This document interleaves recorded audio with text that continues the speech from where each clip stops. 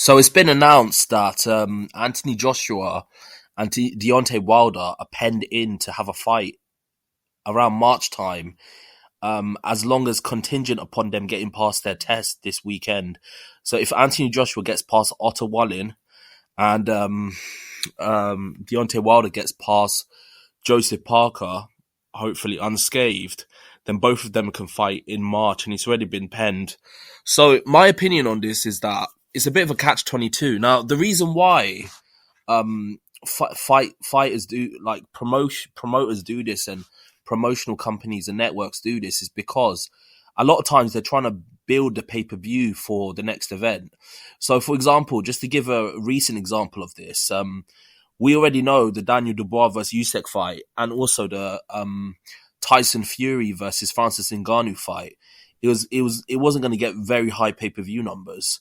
So what they did was they announced that Usyk was going to fight Tyson Fury just after the fight happened. Like they said, like there was in talks for it happening soon after, and obviously, hopefully, they keep to their word and the fight does happen in the near future because obviously we all want to see it. So that's an example of them doing it. But the catch-22 is a lot of times when that happens is a lot of fighters, they just don't have the mental stability to just focus on their up-and-coming fight. They're already thinking ahead of their next super fight that they're going to have.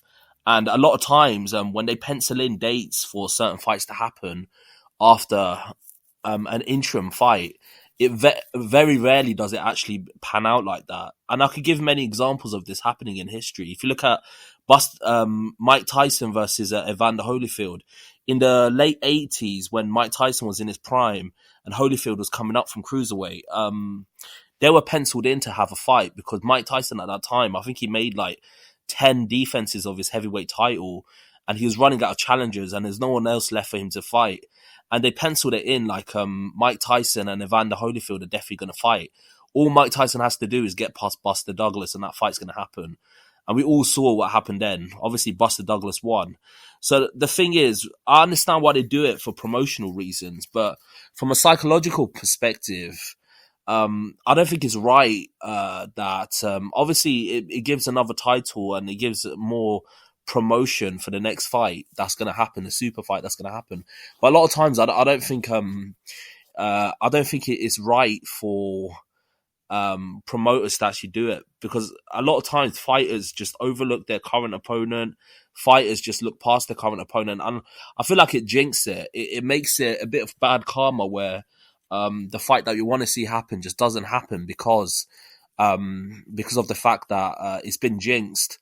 Hopefully, Anthony Joshua and Deontay Wilder get past their test this Saturday. Obviously, I think Deontay Wilder has a harder test with Joseph Parker because Joseph Parker was obviously at one time a champion. And if he beats Joseph Parker, that's the best win on his resume apart from Tyson Fury.